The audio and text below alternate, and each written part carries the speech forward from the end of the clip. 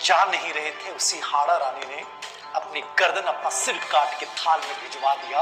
आप उस राजस्थान, उस भारत भूमि से बिलोंग करते हो कि जब युद्ध क्षेत्र में निकल पड़ो, जब रण क्षेत्र में निकल पड़ो, जब लक्ष्य क्षेत्र में निकल पड़ो, तो बाकी रास्तों को बंद कर दीजिए। सिर्फ आपकी निगाह, आपका मन, आपका दिमाग सब उसी लक्ष्य पे होना चाहिए। एक छोटी सी कहानी इसी श्रृंखला में आज मैं आप लोगों के सामने। कहानी यह है कि एक छोटा सा राज्य था, बहुत छोटा राज्य, लेकिन उस राज्य के पास में जो राज्य था वो बहुत बड़ा राज्य था, विस्तारित राज्य था। उस राज्य का राजा बहुत महत्वाकांक्षी था।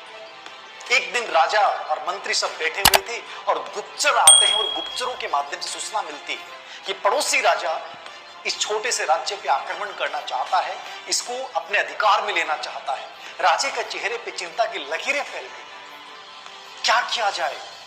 हमने तो कोई तैयारी नहीं कर रखी युद्ध क्षेत्र की। 3 दिन बाद में आक्रमण करेगा, हमारी हार निश्चित है। राजा का चेहरा लटक गया। वहां एक मंत्री जो बहुत प्रेरित था, जो बहुत ऊर्जा से लबरेज था, उसने कहा, राजन लटक क्यों रहे हैं? अभी तो युद्ध हुआ ही नहीं, 3 दिन बाकी हैं। वो 3 दिन बाद में युद्ध करेंगे। 3 दिन में तो बहुत कुछ हो सकता है। वो 3 दिन बाद युद्ध करेगा, हम आज ही युद्ध करेंगे। वो 3 दिन के अकॉर्डिंग तैयारी कर रहा है, लेकिन आज ही हम युद्ध करेंगे। राजन कहा, कैसे? हमने कोई तैयारी नहीं की। कहा, जब ऊर्जा और उत्साह जिंदगी में होते हैं तो किसी तैयारी की जरूरत नहीं पड़ती, क्योंकि पुरुषार्थ से बड़ी कोई तैयारी नहीं होती।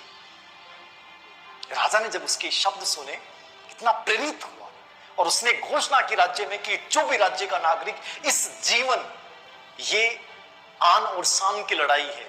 याद रखना, जब जीवन में आन, शान, स्वाभिमान की लड़ाई लड़ी जाती है तो वहां ये नहीं देखा जाता कि आपके पास हथियार क्या है, आपकी प्रिपरेशन, आपकी तैयारी कैसी है। वहां केवल ये देखा जाता है कि दुश्मन कितना ही बड़ा क्यों ना हो, हम उसको हरा देंगे। इस पॉजिटिविटी के साथ पूरा राज्य एकजुट होकर चल पड़ा। पूरी सेना निकलती है और सेना जहां से निकलती है वहां एक पुल था, क्योंकि उस राज्य में प्रवेश करने के लिए उस पुल को पार करना पड़ता था। और जैसे ही पुल को पार किया, देखिए राजा कितना गजब का एक भूमिका निभा रहा है। उस राजन ने कहा, इस पुल को गिरा दीजिए। सब लोग देख रहे थे, पुल को गिरा दीजिए, हम जाएंगे कैसे?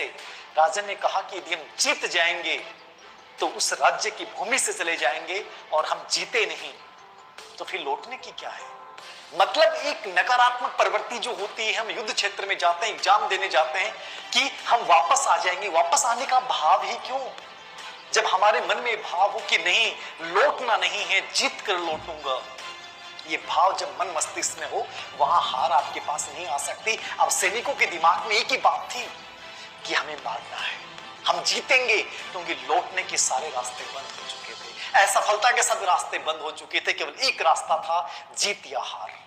और उस राज्य की सेना टूट पड़ती है। और याद रखिएगा, वो परिणाम क्या आता है? वो परिणाम ऐसा आता है जिसने इतिहास को चौंकाया। उस छोटे से राज्य ने उस बड़े राज्य को हरा दिया, क्योंकि उनके सामने एक ही रास्ता था, केवल जीत, केवल जीवन।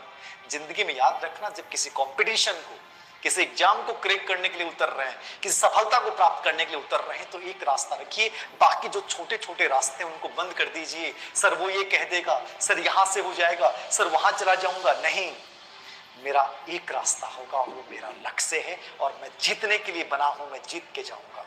मुश्किलें